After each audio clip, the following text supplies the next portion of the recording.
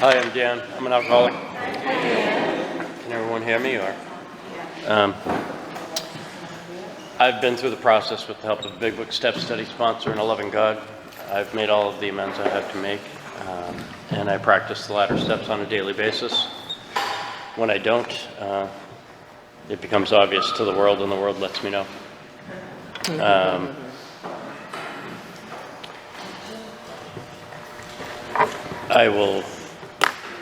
I'll start with how I got here briefly, and then I will let you know what I did to get out of where I was. I grew up in a city, and I didn't want to be like my father, who was a drunk, and I ended up just like him. But I suffer from crazy anxiety, so you'll see. Okay, I'll try. Better or worse? Okay, there you go. You just let me know with it, okay? So I play with elastics and stuff because I don't like talking in front of people. But anyway, I never knew that I had anxiety until I stopped drinking. Right? And it's all in this book about the book of me. But in any event, as a child, I did a lot of the things that are in this book, right? I had great successes, and I brought them down by isms. I did not drink until I was almost an adult because of my father. I did not want to be like him, so he taught me how not to be. I had some positive role models in my life. My grandfathers were very strong men who taught me how to be a man and not do the things that my father did. So that was obvious, don't drink. As it turns out, my father's dead now, but just an alcoholic who did not find a solution. So if he were alive, maybe I could have helped. But I would have had a different feeling. He wouldn't have been in my book as much, right? He's got a lot of pages in my book. But that said, I lived in the city. I did a lot of bad things with a lot of bad people. And I had a couple of options in my life. One of them was to join the military, and the other one was not as promising. So I joined the military and did the same thing there. I got myself in a lot of scrapes, still not drinking. But everything was there, like underneath, all the isms were there. And then I finally, when I got out of the military, I found alcohol. And everything was better. My anxiety subsided, my fear of everything subsided, and I could just be normal, or what I thought was normal. That said, my normal looked a lot different than the rest of the world's normal. And again, career success, embarrassing failure, brought upon by myself only and drinking. I found myself drinking like people that I'd never wanted to drink like. And I found the thoughts in my head to be continuously around drinking. That paragraph or that passage in the book where it says that ease and comfort that you see people take with that first sip, that ease and comfort for me was on the thought of drinking. It wasn't about, how long ago? You can go about 20 minutes. Okay. It wasn't about actually drinking. It was about just knowing that when I left the office, I was going to stop at this place because I hadn't stopped there in a few weeks. So they don't think I'm an alcoholic because the world always thought about me and how I was drinking. Right? And so it came a time where just the thought, because I had some rules, right, like a good alcoholic, I never drank and drove drunk. Never drank with an open container. Never did any of that stuff because I was afraid. I didn't want to go to jail. I have a family. Still have a family. Thank you, God. But I had some rules because I saw my father drink and drive. They weren't rules that I made because I was a good person. They were rules because I didn't want to be a bad person. My level of bad was based upon other people's opinions. But yet I could get through the day knowing that I had a plan to obtain and have my alcohol around me so I could be in the world and talk to other human beings and not hate life. So I'm a Christmas drunk. I had my bottom on the 27th of December, surrounded by friends and family. Yay. So I love me a good holiday story.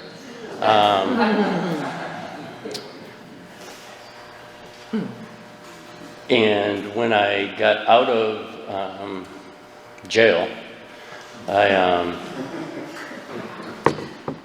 I called around a couple of places to get into rehab, and they told me what one of the doctors told Bill, that unfortunately we were not able to take you because you're of the variety of drunk that we have no success with. And I'm like, really? And they said, yeah, because you've been sober for 3 days, imposed. So, not by myself, because I've never been sober. And this is the realization that I had at that moment. I hadn't been sober for 3 days in 20 years. I'm like, holy crap. Because someone asked me that question. I had to answer it honestly because I was being carted around by my wife. And I had the phone on speakerphone. And I'm like, oh. So I'm like, damn it. But that realization that I hadn't been sober in that long. For this long, 3 days. Ooh, 3 days of sobriety. And I didn't know how to behave soberly. Life wasn't that way for me. As you can see, I'm a mess, So I need a solution.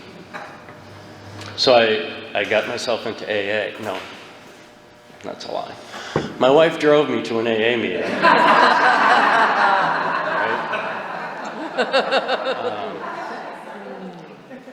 And walked me in. And sat down with me. And didn't leave. So that was my first AA meeting. And I thought I could sneak in and no one would notice. But I was chaperoned. So I didn't speak for months. And I would go to these meetings and these men would they cared enough about me that, they cared more for me than I did. And they kept me going to meetings. And I still didn't talk at meetings. I didn't say my name. But for a few people, no one knew who I was. And then some scary guy sat down on the side of me, hit me, and said, say your name when it comes around. And I'm like, okay. And I did. And he said, and then watch what happens. And I did. And surprisingly enough, once I said my name, everybody else knew my name, and they took me in, basically. Started following around a couple of crazy people in AA because they made me feel good about myself. Just being honest. So I didn't feel as bad. I'm like, I'm not as bad as that guy.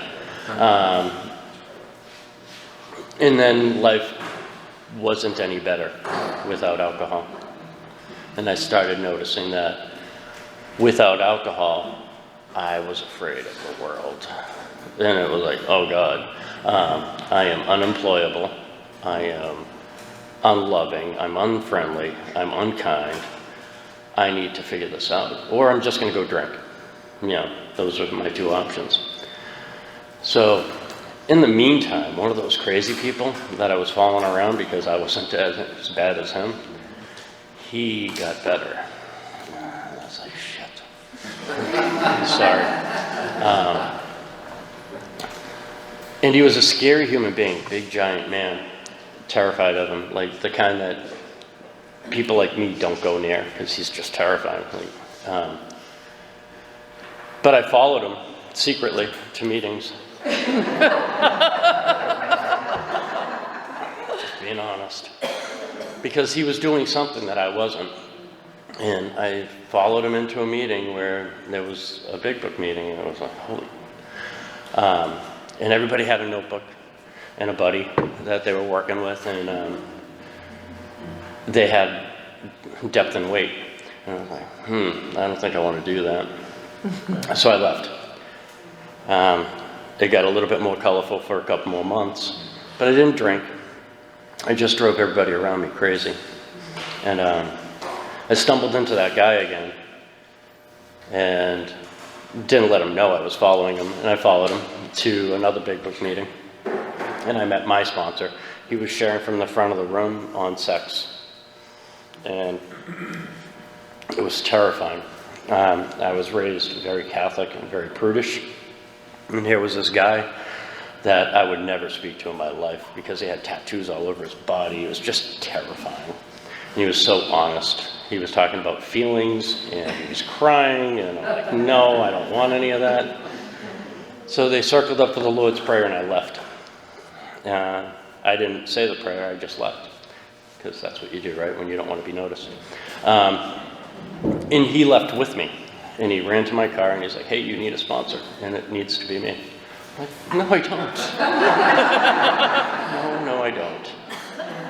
And he said, give it a try, And I'm like, and quite honestly, I was afraid of him, but of also doing anything about my misery. And that's what he said. He's like, you can be miserable with me or miserable without me. But either way, maybe you'll get to meet God. And so I'm like, No one's ever said that to me in a way that was like refreshing, because I didn't want to meet God. I avoided him my whole life. Anyway, I met with them. I did everything that you're supposed to do in the book. I read it. Sorry, that's a lie too. Bless you. I didn't do everything the way that it's laid out in the book the first time, because I thought I was smarter than everybody. So when he said, hey, did you read? I said, yes. And he's like, let me see your book. I showed him. And he's like, there's nothing underlined. I'm like, I know everything. And he's like, all right, you want to waste my time too? And I'm like, no. He's like, okay, let's try it again next week then. And I did it again the next week.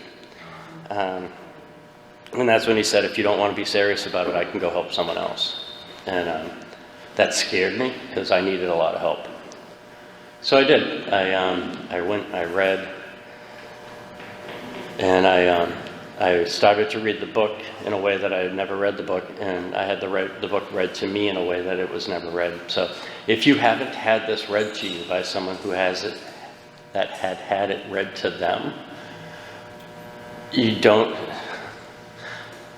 underestimate the power of this book. It's rather amazing.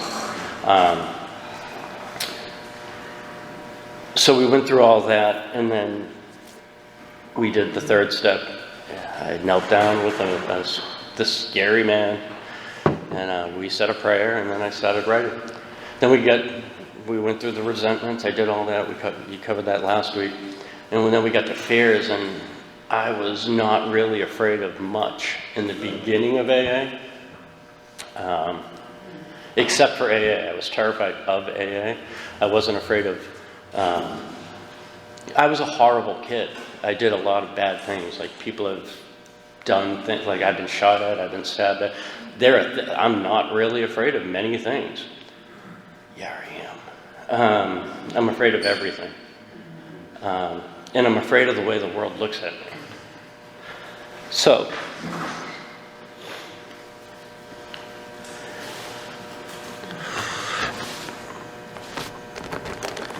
I do all this writing. And then he says, what would God have you be? And I'm like, what? He's like, that's all your fears are, is everything that you're afraid that God doesn't know about you. I'm like, So, I've got about 170 fears, and they all break down to certain things, right? And they are what other people think of me, what I think of myself, and what God thinks of me. And I didn't think that was important. I'm not going to open that up because I'm having a hard enough time right now. But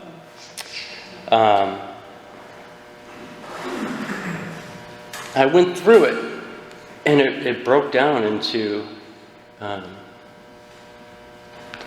the way in which I treat the world is the way in which the world will treat me.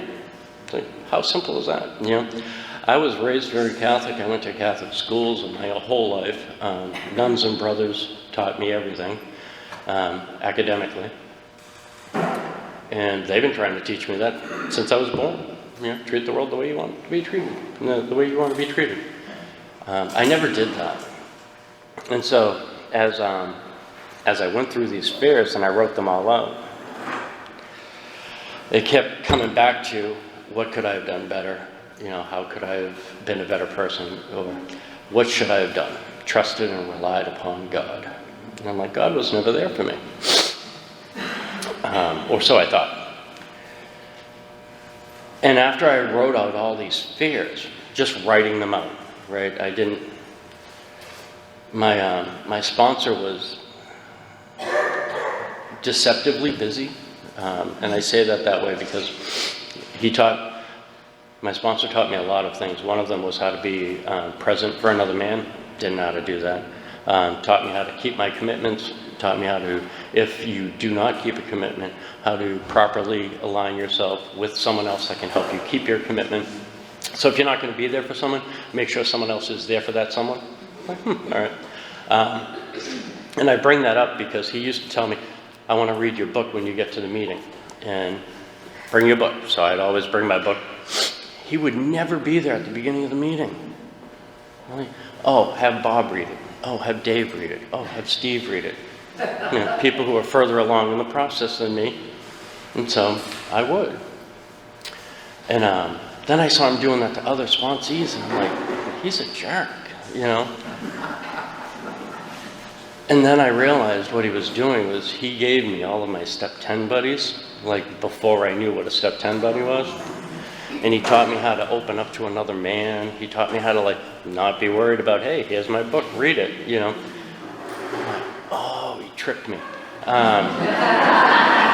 But he didn't. He did, you know, that's why, like, if you haven't had this read to you by another man, do so.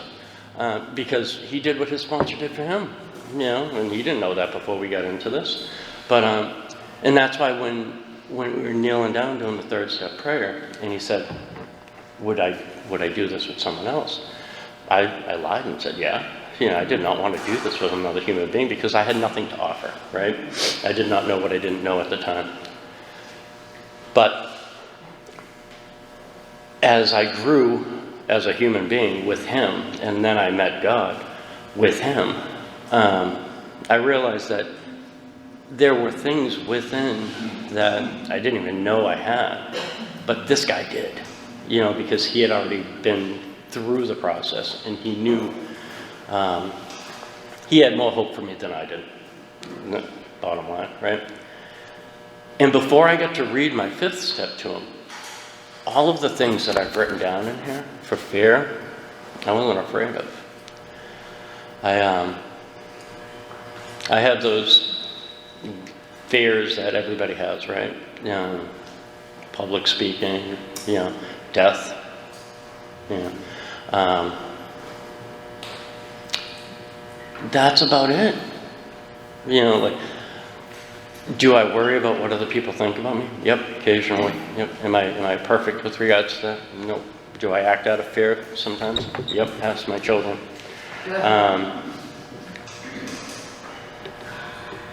But the realization that in this book there's one line that, and I think it's on 15, but my sponsor pointed it out to me because it's kind of important. Well, it was important for me at least, so I don't know if it will be for you, but it's on page 13. It's at the bottom. And it's when Ebby met Bill in his kitchen, and it says, "My friend promised when these things were done, I would enter upon a new relationship with my Creator, that I would have all the," and this is the part where my sponsor pointed it out,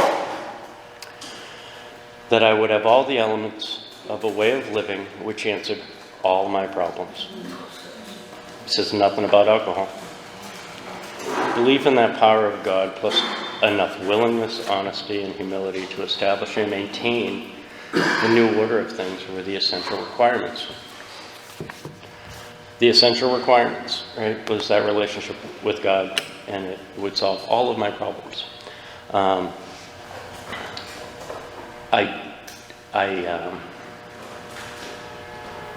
have a lot of children and a lot of great things in my life. I'm a grandfather for the first time, which is amazing. With a son that I estranged, so he came back. This program solves all of my problems. In that relationship upon God, as I had to fight through all of these fears that I had. And the way in which I did it was right through the book. It gives you the instructions, and you go through it, and they slip away, right? The promises come true, and you get to have a new relationship with the world. Not just, like I have ideals written in the back of the book of the person I want to be at work, the husband I want to be to my wife, the parent I want to be to my children, the friend I want to be to my friends, the sponsor I want to be to my sponsees. I write out an ideal, because in this book it says that at some point where the book's ideal is to contain no controversial points in the book. It's like, what's an ideal? So I had to look that up, and that was out of my fears. When I got through all of my fears, before I read my fifth step, because I was terrified to read my fifth step. That's one of my fears, right? I don't want to read my stuff to another human being. And but because God was watching that, and my sponsor was taught a certain way, that slipped away, because everybody in the room that I went to on a Wednesday night read all of my book already. Because he had them read them. So I wasn't afraid to read my stuff to him. So it's a very interesting thing when you go through this process and you invite God into your life, because God shows up, and now you're willing to pay attention to where he, she, it, whatever, is pointing you. So whenever I'm nervous, and I'll end with this, and this is beautiful, because my 21-year-old said it to me the other day. It's like, I was standing there, and I was terrified. He was at a job interview. And he said, all I thought of was like, what's God need me to see? I was like, and that's from me, because my sponsor said that to me. Whenever you're terrified or nervous, look around the room, because someone else is, or, you're there for a reason. God wants you to see something.